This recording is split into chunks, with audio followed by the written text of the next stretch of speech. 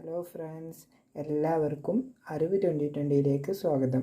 ഇന്ന് നമ്മൾ ഡിസ്കസ് ചെയ്യാൻ പോകുന്നത് മറ്റൊരു കോപോളിമറാണ്, കെവ്ലാർ പോളി പാരാഫിനൈലിൻ ടെറഫ്താലമൈഡ്.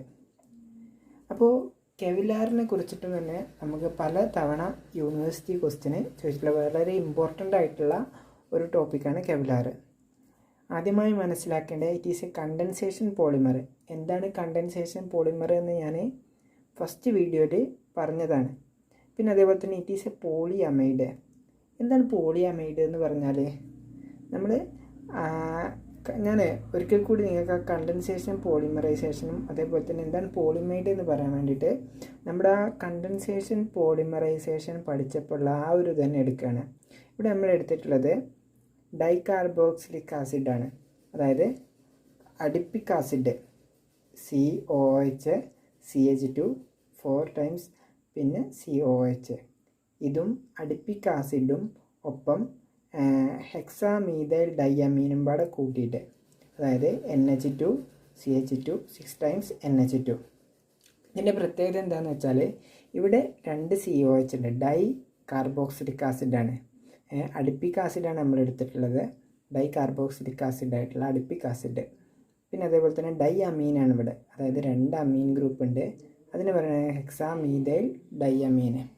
ഇത് രണ്ടും പാടെ കൂട്ടിയിട്ട് നമ്മൾ പോളിമറൈസേഷൻ ചെയ്യുമ്പോൾ ഇവിടുന്ന് ഒരു H2O വാട്ടർ പുറത്തു പോവുകയും നമുക്ക് കിട്ടുന്നത് NH CH2 6 times NH CO CH2 4 times CO.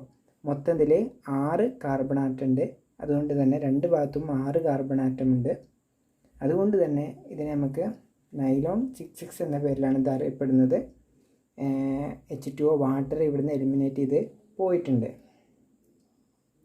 അപ്പോൾ ഇവിടെ നമുക്ക് ഒരു NHCO ഉണ്ട്. COOHത്തെ OHും പോയിട്ടുണ്ട്, അതേപോലെ തന്നെ NH2ലെ ഒരു Hും പോയിട്ടുണ്ട്. അപ്പോൾ ഇവിടെ NHCO ബോണ്ട് വന്നിട്ടുണ്ട്. ഈ ബോണ്ടിന് പറയുന്ന പേരാണ് അമൈഡ്. ഇങ്ങനെ ഉണ്ടാവുന്ന പോളിമറൈസേഷൻ ചെയ്തിട്ടുണ്ടാകുന്നതിനൊക്കെ നമ്മൾ പോളി അമൈഡ് എന്നാണ് പറയുന്നത്. എന്താണ് ഇതിൻ്റെ പ്രത്യേകത? പോളി അമൈഡ് വന്നാൽ നമുക്ക് ഇതിൻ്റെ സ്ട്രെങ്ത്തും അതേപോലെ തന്നെ റിലയബിലിറ്റിയും ഇൻക്രീസ് ചെയ്യും. ഇനി നമ്മൾ വെറും ഫുള്ളി ആരോമാറ്റിക് കോമ്പൗണ്ടാണ് നമ്മൾ യൂസ് ചെയ്യണമെന്നുണ്ടെങ്കിൽ, നമ്മളിവിടെ ആരോമാറ്റിക് കോമ്പൗണ്ടുകളാണ് യൂസ് ചെയ്യുന്നതെന്നുണ്ടെങ്കിൽ അതിൻ്റെ അവിടെ ഉണ്ടാവുന്ന പോളി അമൈഡ് ബോണ്ടിന് നമുക്ക് എന്താവും, അതിൻ്റെ സ്ട്രെങ്ത്ത് ഒന്നും കൂടി ഇൻക്രീസ് ചെയ്യും, അതേപോലെ തന്നെ റിലയബിലിറ്റിയും ഇൻക്രീസ് ചെയ്യും. ഇവിടെ ഞാൻ എടുത്തിട്ടുള്ളത് ടെറഫ്തലൈൻ ക്ലോറൈഡും ഒപ്പം ഫിനൈലീൻ ഡൈയമീനും പാടാണ്. ടെറഫ്തലൈൻ ക്ലോറൈഡിൻ്റെ പ്രത്യേകത നമുക്കറിയാം. ഇവിടെ എന്താണ്, ഒരു ആരോമാറ്റിക് കോമ്പൗണ്ടിനപ്പുറത്ത് 2 ടെറഫ്തലൈൻ ക്ലോറൈഡാണ്.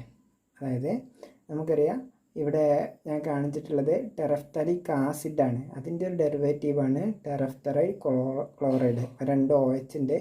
ആ OH മാറിയിട്ട് ഇവിടെ ക്ലോറിനാണ് വന്നിട്ടുള്ളത്. അപ്പോൾ അതിന് ടെറഫ്തലൈൻ ക്ലോറൈഡ്, ഇത് ടെറഫ്തലിക് ആസിഡാണ്, ഇത് ടെറഫ്തലൈൻ ക്ലോറൈഡ്.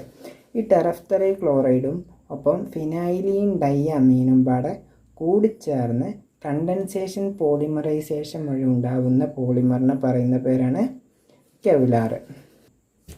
അപ്പോൾ കെവ്ലാർ എന്ന് പറഞ്ഞാൽ ടെറഫ്തലൈൻ ക്ലോറൈഡ്, അതായത് ഫിനൈലിൻ്റെ കൂടെ ഇവിടെ ടെറഫ്തലിക് ആസിഡിൻ്റെ OH മാറിയിട്ട് അവിടെ Cl വന്നിട്ടുണ്ട്. അപ്പോൾ 2 ഭാഗത്തും CO ഉണ്ട്. പിന്നെ അതിൻ്റെ കൂടെ NH2 ഡൈയമീൻ 1,4 ഫിനൈലീൻ ഡൈയമീൻ എന്നറിയപ്പെടുന്ന ഫിനൈലീൻ ഡൈയമീൻ, പാരാഫിനൈലീൻ ഡൈയമീൻ, ഇത് രണ്ടും പാടെ കൂടിച്ചേർന്ന് എന്തിൻ്റെ പ്രസൻസ് ഓഫ് അമൈഡ് സോൾവെൻറ്റ്.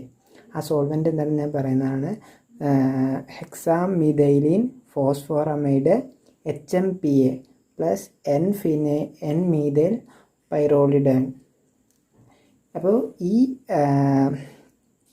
സോൾവെൻറ്റും പാടെ കൂടി ചേർന്നാൽ നമുക്ക് അവിടെ നിന്നൊരു HCl എലിമിനേറ്റ് ചെയ്ത് പോവുകയും ഇവിടെ ഒരു പോളി അമൈഡ് ബോണ്ട് വരികയും ചെയ്യും. അപ്പോൾ നമുക്ക് കിട്ടുന്ന ഇതിന് പറയുന്ന പേരാണ് കെവ്ലാർ.